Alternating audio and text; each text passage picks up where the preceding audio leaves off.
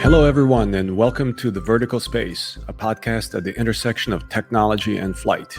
We are your hosts, Jim Barry and Luka Tomjanovic, and here we look at the most important forces shaping the market of advanced air mobility, with a particular focus on why and how they matter to those building a business in this very exciting and growing industry.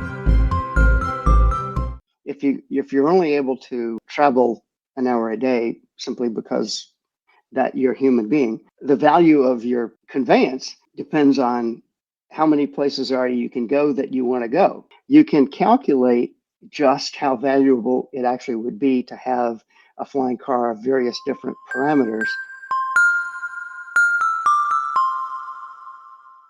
Hey everybody, welcome back to The Vertical Space.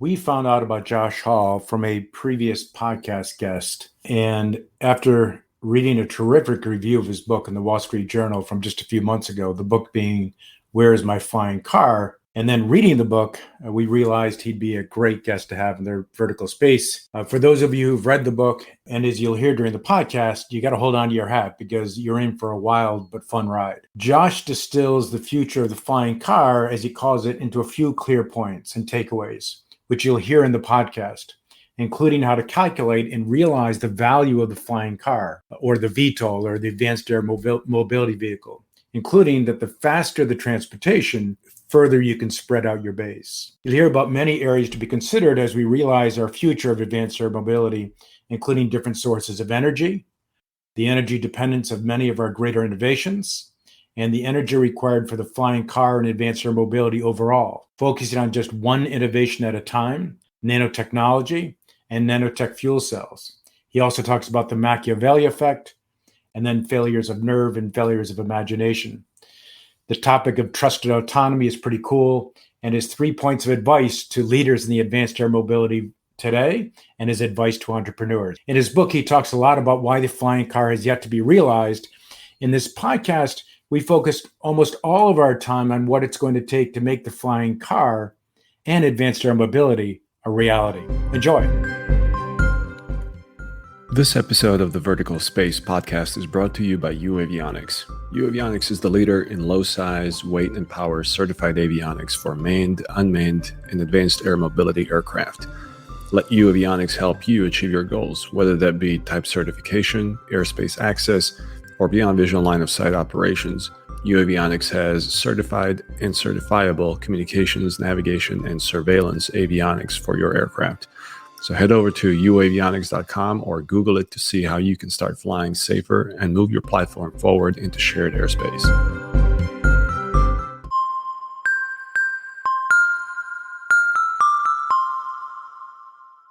Josh Hall is the author of Where is My Flying Car? He is an independent futurist and author. In previous careers, he studied artificial intelligence and designed supercomputers for the Pentagon. He founded the Usenet Psi Nanotech Group in the 1980s and was its moderator for 10 years. He wrote a book about nanotechnology and was founding scientist for a molecular CAD startup. He wrote the first book about the machine ethics 10 years before the field got renamed AI Safety. He appeared in the movie The Singularity is Near and has been invited to speak at venues as varied as MIT, Hollywood, the American Philosophical Association, and the University of Western Bohemia. Now residing with his wife on beautiful Chesapeake Bay, he holds a private pilot's license and dabbles in aerodynamics design under the auspices of the Eastern Shore Flying Cars. Josh Hall, welcome to the podcast, and please say hello to Luka Tomjanovic. Hi, Luka, and happy to be here. Thanks, Josh. Great to have you. Josh, I'm afraid to ask the first question, which is, having read about your book and read up about you, this could be a long answer. Is there anything that very few in the industry agree with you on? Well, assuming you want to define the industry as the eVTOL sector, I think that almost by definition, everybody disagrees with me, and they're trying to put batteries in their flying machines, and I think that's a silly thing to do. Now, as I did say in the book, I don't think it's necessarily a major problem because most of the aerodynamic progress, experimentation, and development that they do is still going to be valuable as soon as somebody comes up with something that is a a reasonable drop-in replacement for batteries. I'm thinking in terms of early nanotech fuel cells, but right now you could use an APU, a turbine specifically adapted to drive a generator, or some combination. I mean, if you have, say half an hour's reserve in a battery and you use the fueled power source for the main parts of the flight, you got something that would beat almost any of the battery powered V2Ls out there right now. Yeah, if there's one thing that you can never have enough of on board an aircraft, that's energy. And as these aircraft mature and they start resembling actual products in which people enjoy sitting in, so you need environmental control, you need equipment and technology to be all-weather capable, so de-icing and all of the other things that make a robust commercial aircraft actually marketable, then all of a sudden you start accumulating more and more demand on onboard energy systems. Not to mention that, I mean, as a pilot, you never fly to the margin. You always leave yourself even more than what's legally required in terms of, VFR or IFR requirements for reserves. Yeah, well, and one of the things I noticed about some of the earlier attempts at the eV2Ls is that their total energy didn't meet the legal requirements for reserve. So you're totally right as far as that's concerned. But there's another point besides all the things that you mentioned where you need extra power, energy, and so forth, is that one of the things I go to a great deal of trouble in the book to try and understand is how valuable is a flying car. And one of the things that turns out to really make it valuable is its speed and its range.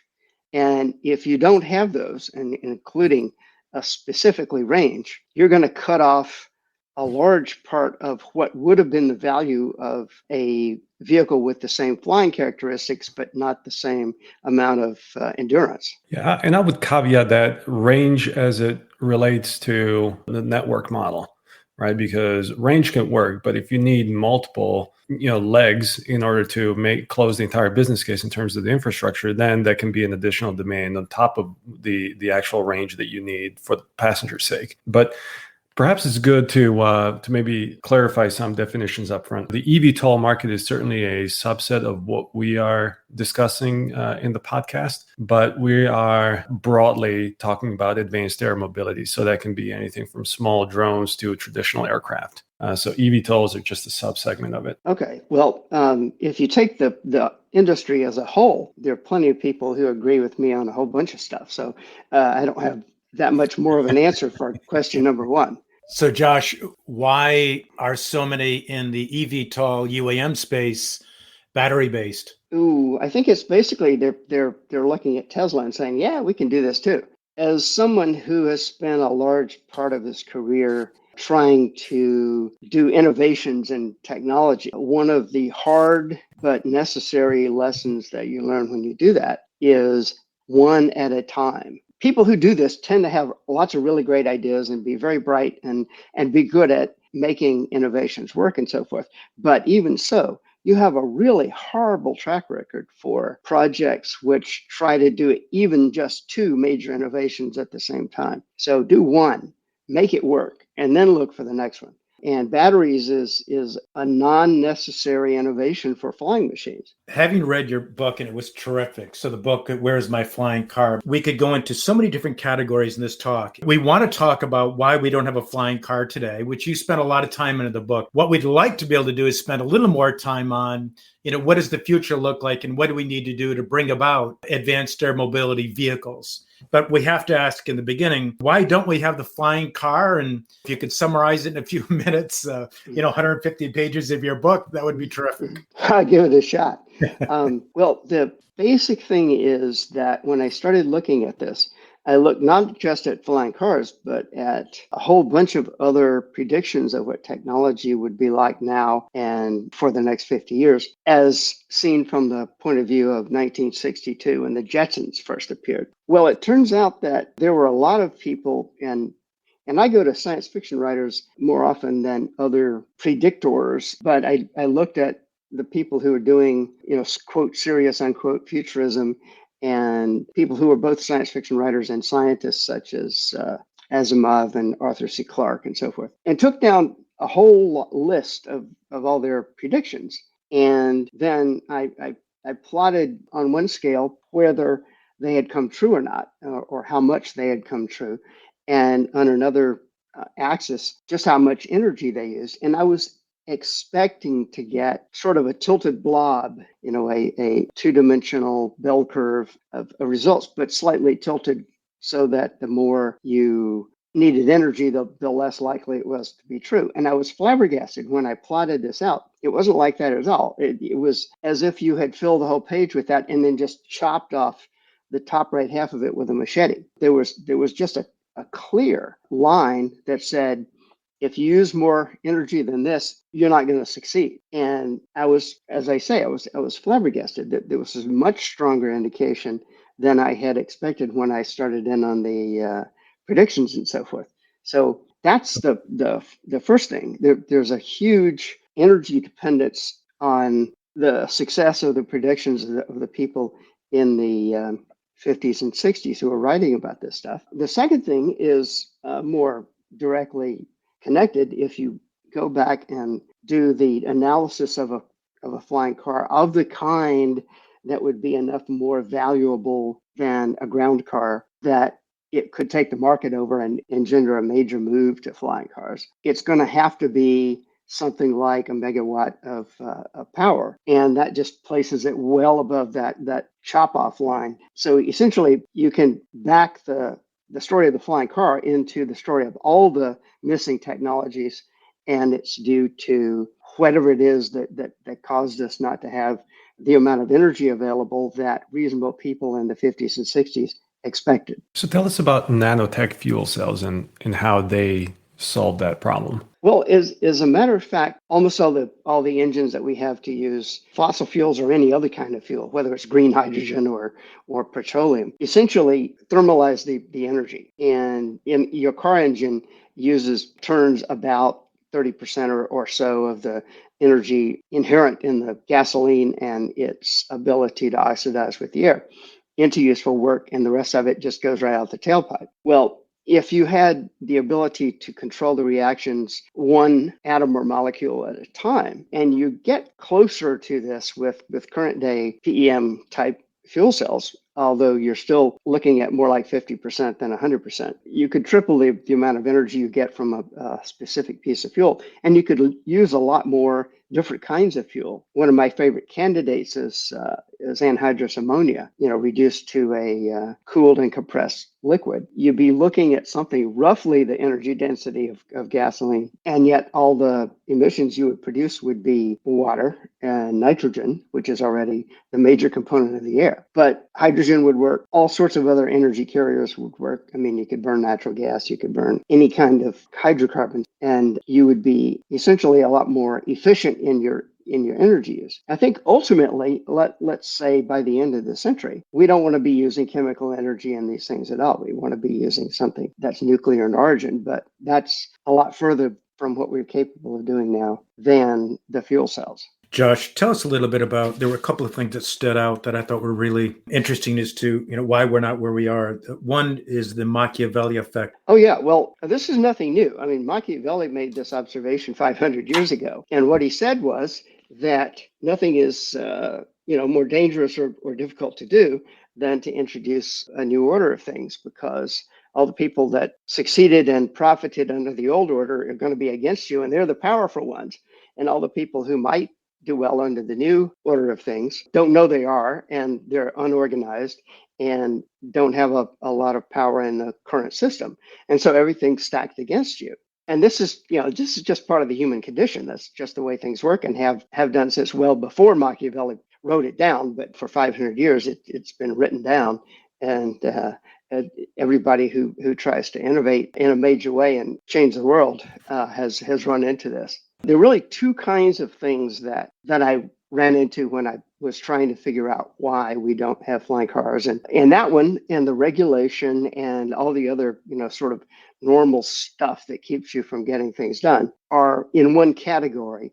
And the other category is something that I find a lot harder to understand.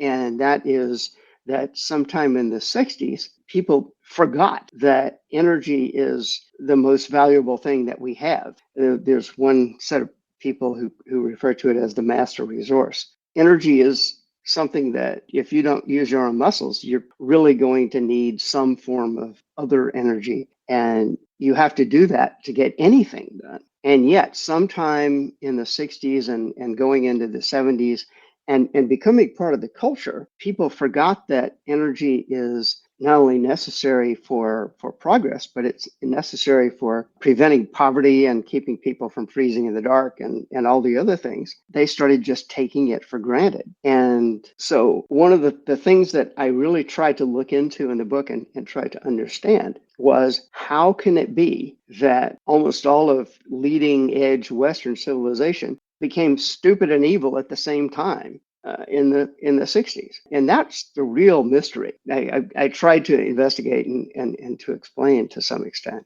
Josh, what's the takeaway for entrepreneurs to adjust to this innovation inertia, for lack of a better word, that you're describing here with the Machiavelli effect? Well, it's pretty hard to say. I mean, there are people who would say something like, if you want to found a flying car company, you need to hire 5 engineers and 50 lawyers. I think that one of the things you could do as an entrepreneur is try to find a path that doesn't have roadblocks on it. The classic case in advanced aero mobility would be drones. And basically, there was a cutout for gadgets less than 50 pounds. And with technological development, turns out that the quadcopter type drone was a really nice little optimal point in the space of designs, and they just took off. And if you're trying to do something like that, you're finding a spot where the roadblocks aren't there yet, and stealing a march on the forces of evil. So kind of to the same topic, you talk about the failures of nerve and failures of imagination, but in some ways, a lot of the vehicles of today don't lack for either, do they? Describe it first, if you could, both. Another one of the great things that happened in 1962, besides the Jetsons, was the publication of Profiles of the Future by Clark. And those are his phrases. And he's talking about why technological predictions so often fall on their faces. And he divides them into these 2 categories: failures of nerve and of imagination. So I use that as a way of looking at predictions. But I think the key thing that I did discover, the fact that we've, since roughly the 70s, instead of having a nice, easily rising, reliable curve of more and more energy available that I refer to as the Henry Adams curve, we had a flat line. So all of the people who did predictions in the 50s and 60s, the science fiction writers and the futurists and so forth, had every right to expect that curve of increasing energy use per capita was going to continue. And so they made predictions quite reasonably along those lines. And then it flatlined. And that was not really a failure of nerve, because they didn't have any serious reason to expect that to happen. So it was a failure of the imagination. Josh, let's move now on to, what's the value of the flying car? What's the value of advanced air mobility? And what do you think has to be done to make it a reality? Well, I think that the broader question of advanced air mobility covers a whole bunch of things besides the flying car per se. But the Sure. flying car is the one that I've personally analyzed.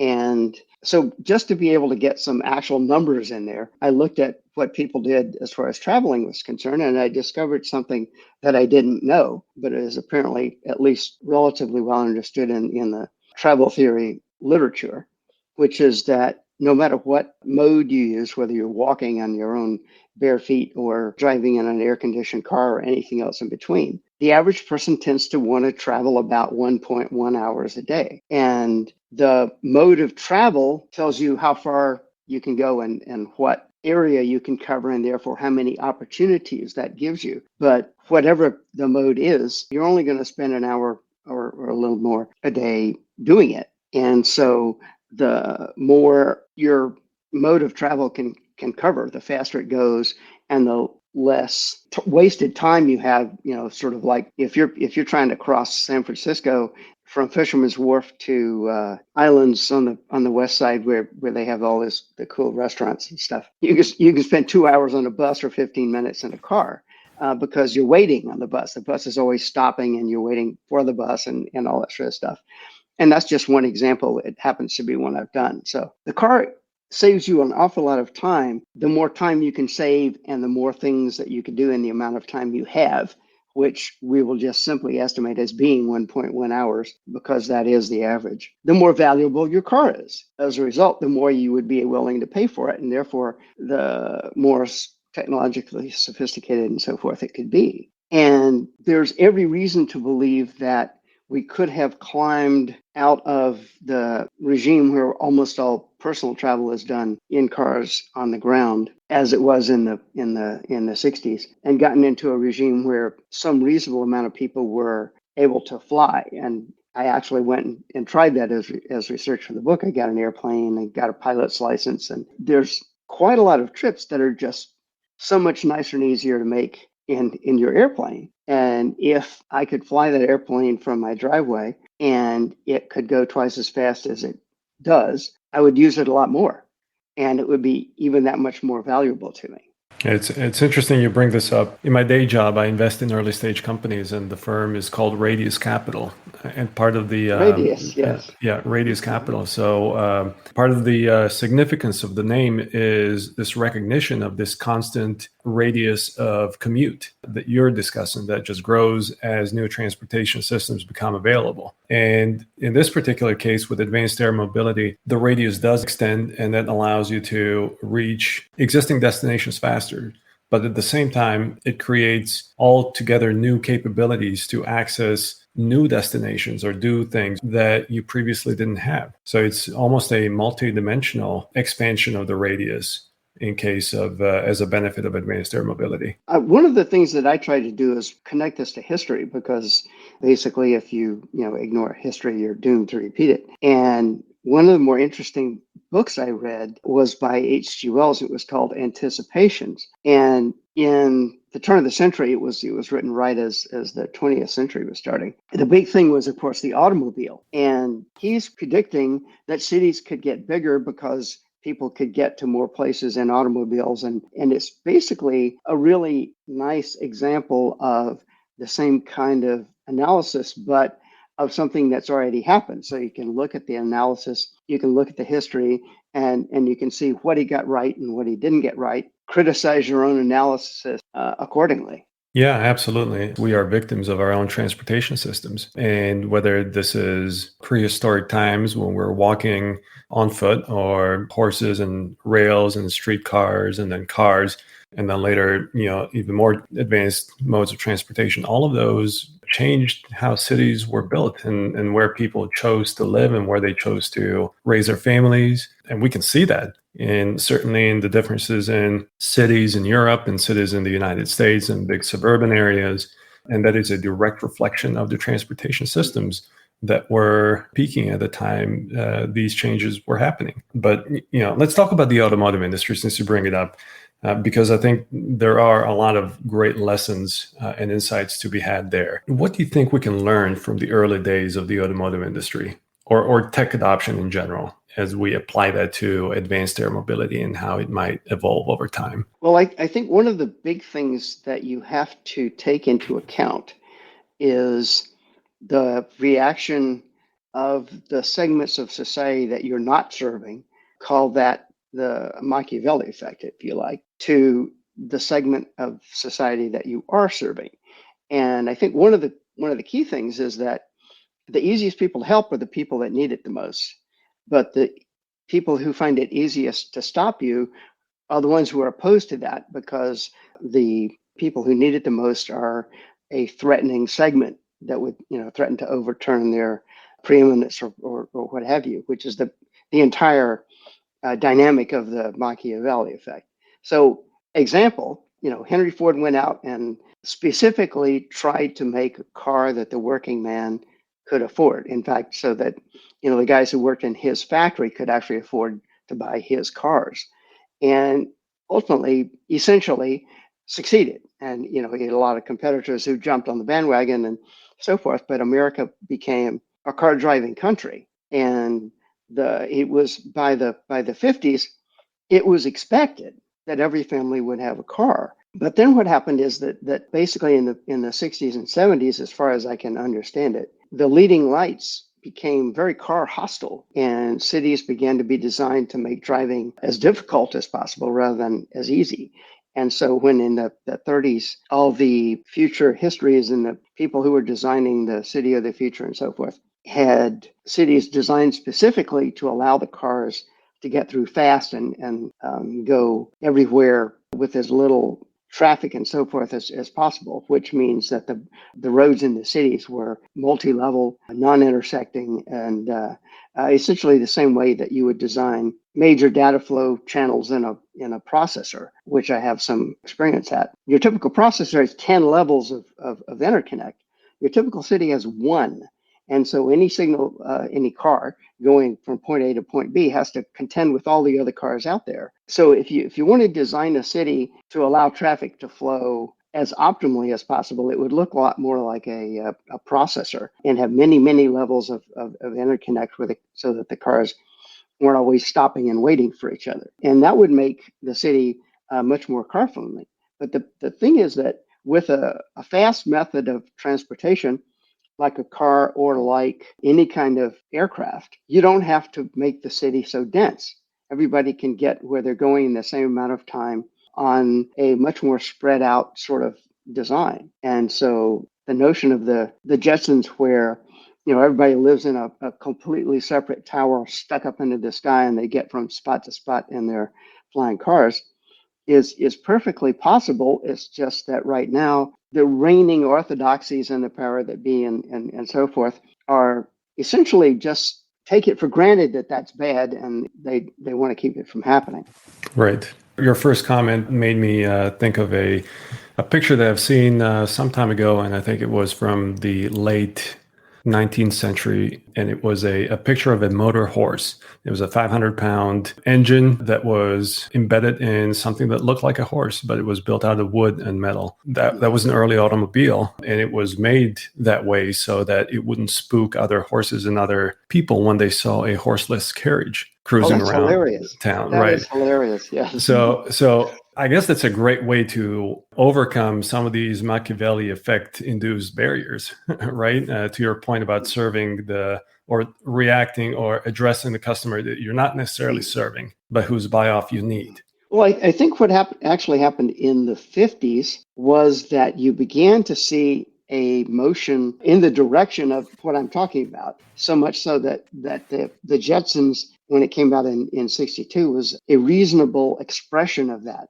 And that was that if you have faster transportation, you can just spread out your base. And that was happening. I mean, they called it urban sprawl, but the fact is that in the 50s and 60s, you began to see bedroom communities and so forth that were not part of a central core city, but from which people could get into the city and do business and so forth, just as fast as they could have done on a trolley car. It's interesting to try and understand why that trend stopped and reversed after the 70s. But I think, basically car hostility is a key part of it. And the fact that cities quit being designed to be more and more friendly to cars and started being designed to be less friendly to cars. What do you think is more responsible for the decrease in sensitivity and resistance to new technology over time? Do you think it's more technology itself, or is it public acceptance? So let me give you an example also back from the early days of the automotive industry. Roughly around the turn of the century, I've seen a video where a person stops their car before they go through a crossroad, and there was literally a procedure that they had to follow. They had to get out of the car, honk the horn a couple times, go walk to the middle of the intersection and yell a couple times so that everybody, horses, people around would know that they're coming. And then as a last step, they would take out their shotgun and shoot it once just to make sure that everybody really knows that they're that they're there. And then they would go back into the car and drive across the intersection. And fast forward, several decades later, now people all of a sudden were okay with just using 3 lights. Well, yeah. Well, as a matter of fact, there were lots of laws like that. I mean, the classic one is where if you're going to drive a car, you have to have a guy walking in front of the car, either carrying a red flag in the daytime or I've a heard red that lantern at too. night. Yep. What actually happened, and these were real laws, they got honored in the breach and people just ignored them. And a lot of progress happens that way.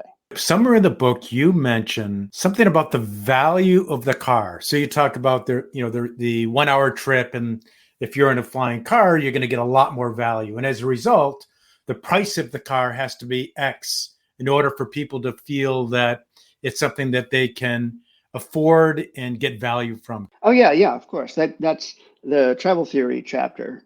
As far as I know, I'm the first one to really look into that in any kind of a mathematical way. I may well be completely whistling in the dark and everybody knows about it and so forth, but I'd never read about it, and I've read a lot about flying cars as research. So the basic point is, if you're only able to travel an hour a day simply because that you're a human being, the value of your conveyance depends on how many places you can go that you want to go. And what I did was I simply calculated, given the amount of people, places, and distances that people actually travel, you can back calculate just how valuable it was to those people to do that. And there's some places that people will spend. I mean, I had 2 homes, for example, back when I was actually writing the book, as a matter of fact, that were 7 hours apart.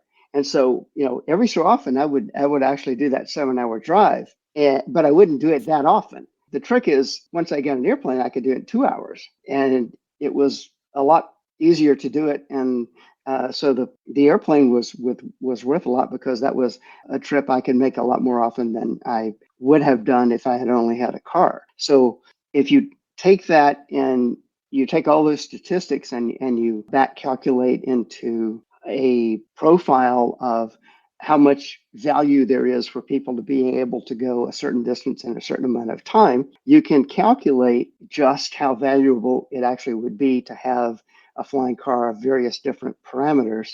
And I wound up, and this is still fairly non-precise, because I'm working from a whole bunch of figures, and the details would probably be different. But as a general back of the envelope calculation, you could say that if you had a car that you could take off from your own driveway and travel at approximately airliner speeds, I was using 400 miles an hour, it would be worth 7 times as much as a car, which means that if you could build one that you could sell to people for 7 times as much as a car, there'd be a market for it. And there's a surface, and it shows up in one of the pictures in the book, that allows you to say, okay, this is your latency and this is your speed, and that's how much your car is worth. So we had a guest on recently who talked about, and Luca, correct me if I'm wrong, who talked about a vehicle that would be about $50,000. So roughly the same prices as many cars today. Are we talking about the heavy side? Because I actually offered to buy one. I said, boy, I want one of those. As a result, you would think that a $50,000 aircraft with that kind of value would be attractive. Oh, absolutely. The thing about the heavy side is it's one of these battery planes, and it would be worth twice as much as a personal car as it is if it had a different. I guess we should clarify. It's not necessarily the heavy side, but one of its.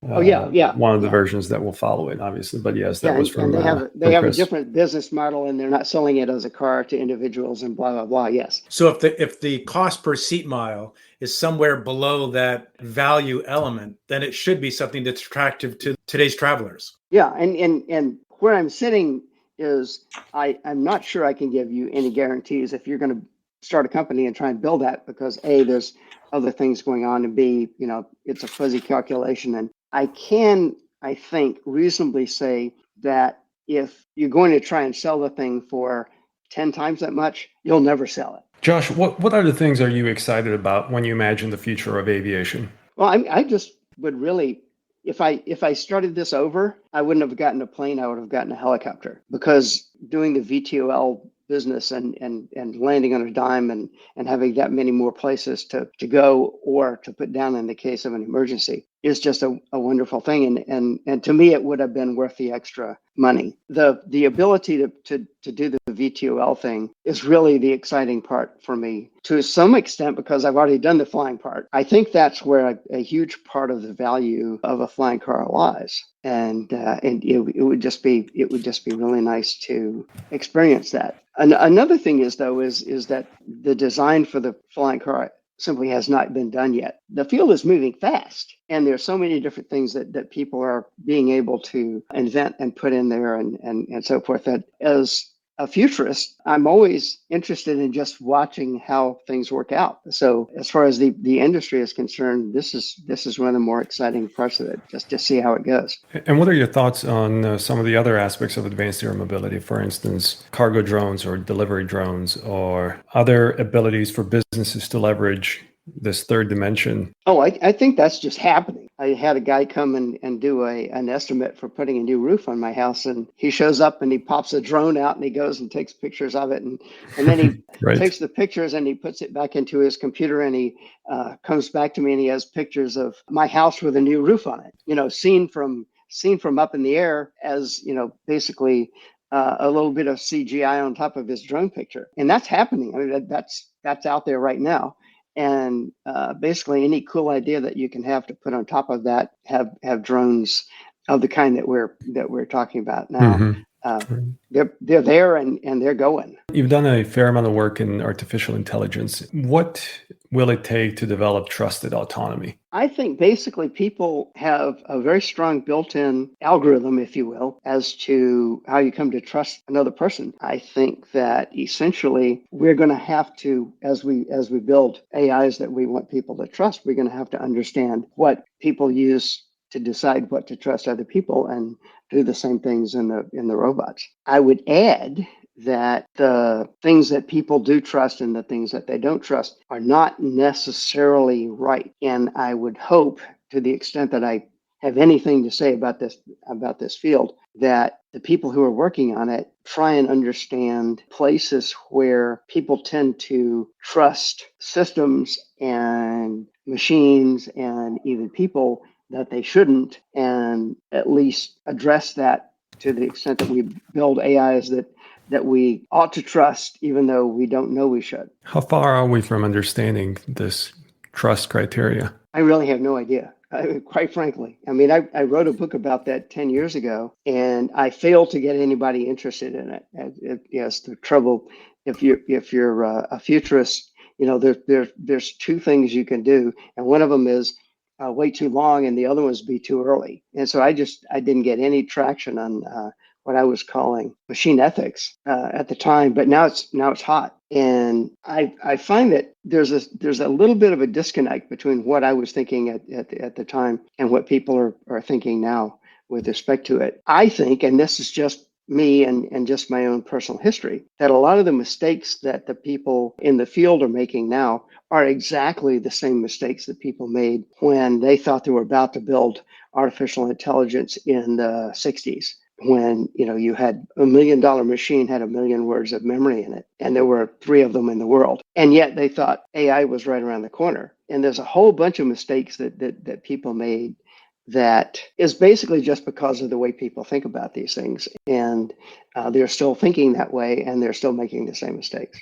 Before we get to some of our summary questions, I want to ask you a kind of a practical question. There's hundreds of people making flying cars, let's say today, VTOL aircraft. And let's say there's the top 20 are in a room, and you've been asked to be the guest speaker, and they've all read your book, and they've all learned what has gone wrong in the past. And they want to learn from you to say, okay, what can we do right in the future? And you said, okay, there's 3 things I want you all to do to make this reality that we all, yearn for. What would be 3 things you'd recommend for them? Well, the first thing would be to get together and build a usable power system that everybody can use, and make that job one. Because once you have copious electric power, given the things that people are using now, and mostly electric motors and either propellers or ducted fans or what have you, or if you're getting really interesting, the ionic thrusters. There's a machine out there now that's been in stealth mode up until very recently. Uses a lot of electricity. Build a gadget that produces copious amounts of electricity from a power plant and fuel source that is light enough for a V2L flying machine. So that would be point one. Point two is be careful about gusty winds. And that's something I haven't seen people looking at. And I've been playing with it, but as a almost disinterested amateur. But that's the one thing that keeps people from actually flying in car-sized vehicles. They get airsick. So I have a private plane, but it's actually a fairly heavy private plane. It's still a four-seater, but it's a bit slower than some, but it's a rock. And so when you come in and the winds are gusty and so forth, you don't get nearly as airsick in it. And I knew that going in because on the Eastern Shore, the little tiny spit of land between the Chesapeake Bay and the Atlantic, the winds are swirly and gusty, and you have to worry about that. There are plenty of people who just wouldn't fly with me because they'd been up there once and they don't want to deal with it. You want to have a machine that actually is capable of giving you a smooth ride in winds that are changing direction every second. And third, all I could say for number three is good luck. Okay. So those would be the three. So the power systems and be mindful and calibrate for the strong winds would be the big two. Yeah. Yeah. Okay. There's probably something else that I'll think of just as soon as we quit here, but those are the ones that occur to me off the top of my head. So you published your book, and then the Wall Street Journal did looks like a really good review on it. It was nice. It was very nice. Yeah. What do you think some of the leaders in the AAM or VTOL market took from it that you think could most help them to move forward?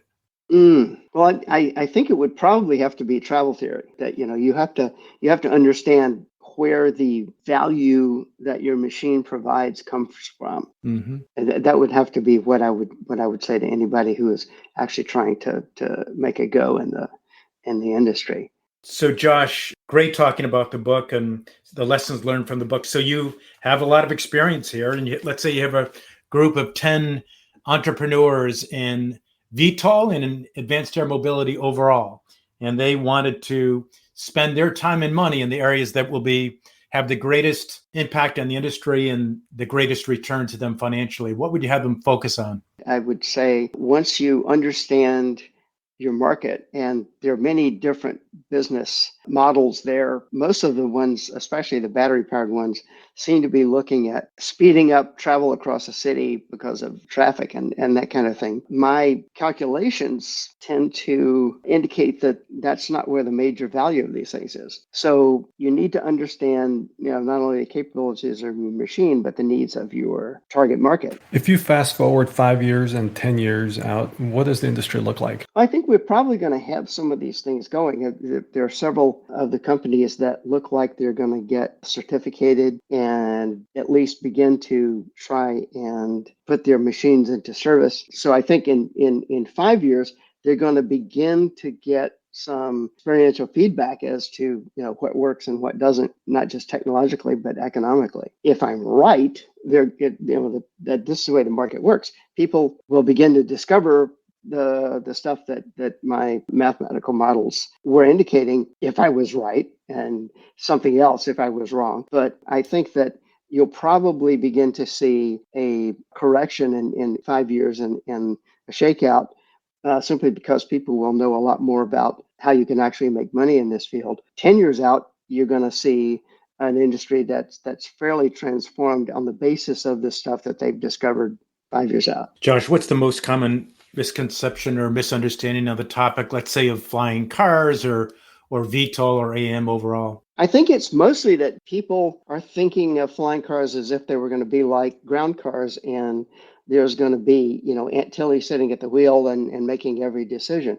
I think that the basic operating dynamic of a flying car is going to be a lot closer to a self-driving car where you tell it where to go. Even if you have a joystick in your hand, a lot of the stuff that you, the pilot of a, say, 1960s V2L machine would have to do is going to be automated and basically part of the nervous system of the machine. And as we wrap up, what's the one point that you would want our audience to most take from your comments? The one point is that the future is wide open. There's so many things we could do. There's so many things that people are trying to do, other things that you think, wow, that's crazy because that's part of the space age, atomic age dreams of the 50s and 60s, but that are in fact quite possible for us to accomplish if we simply decide that we want to do them. All of that stuff is still there, and all those dreams can still be made true.